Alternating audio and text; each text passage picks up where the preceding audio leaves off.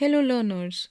In the last lecture, we discussed characteristics of training programs. Today, we will discuss a very interesting topic, which is designing and evaluating the training program.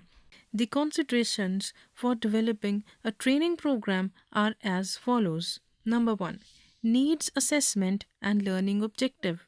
This part of the framework development asks to consider what kind of training is needed in the organization. Number two, consideration of learning styles. Making sure to teach to a variety of learning styles is important to development of a training program. Number three, delivery mode. What is the best way to get your message crossways? Is web based training more appropriate, or should mentoring be used? Can vestibule training be used, or should job shadowing be used for some of the training? Most training programs will include a variety of delivery methods. Number 4, budget. How much money have to be spent on this training? Number 5, delivery style. Will the training be self-paced or instructor led? What kind of discussions and interactivity can be developed in conjunction with this training? Then comes the audience. Who will be the part of the training? Do you have a mix of roles such as accounting people and marketing people? What are the job responsibilities of these individuals?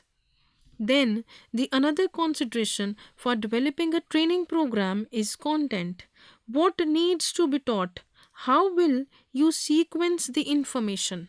The eighth consideration is the timelines. How long will it take to develop the training? Is there a deadline for training?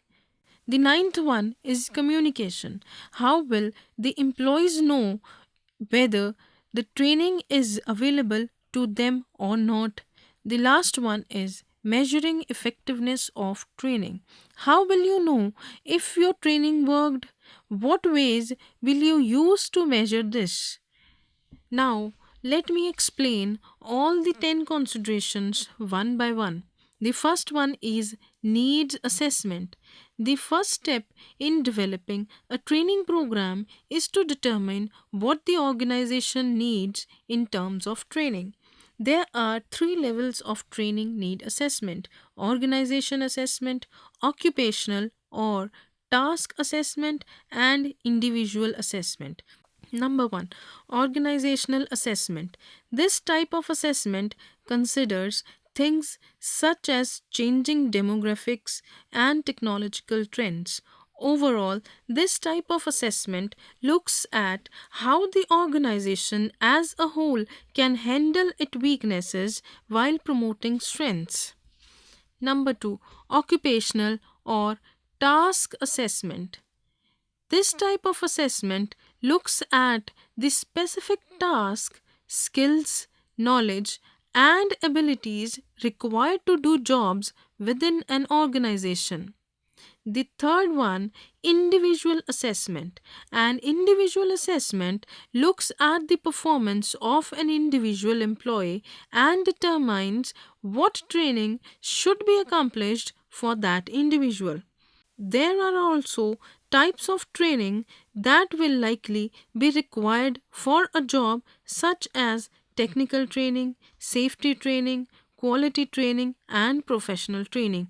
Each of these should be viewed as separate training programs requiring an individual framework for each type of learning.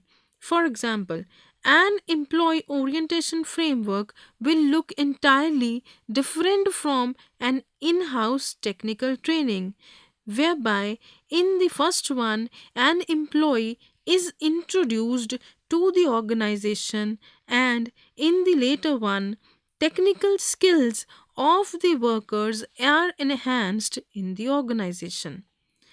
The second one, the learning objectives.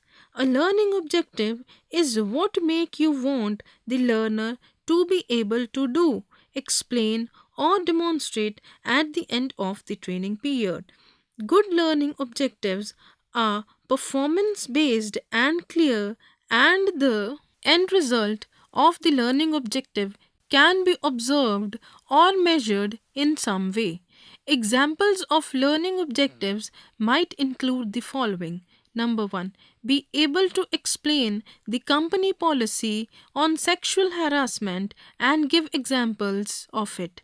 Number two, be able to show the proper way to take a customer's order.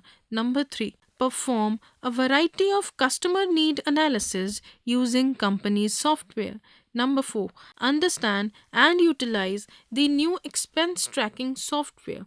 Number five, explain the safety procedure in handling chemicals.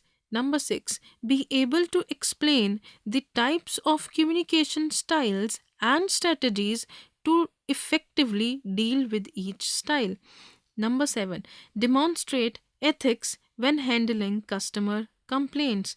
And the last one can be able to effectively delegate the employees and so on. Once we have set our learning objectives, we can utilize information on learning styles to then determine the best delivery mode for our training. The next consideration while designing a successful training program is the learning style. Understanding learning styles is an important component of any training program. Recent research has shown that classifying people into learning styles may not be the best way to determine a style, and most people have a different style depending on the information being taught. Delivery mode. Delivery mode depends on the type of training that needs to be delivered, and orientation might lend itself best to vestibule training. While choosing a delivery mode, it is important to consider the audience and budget constrictions.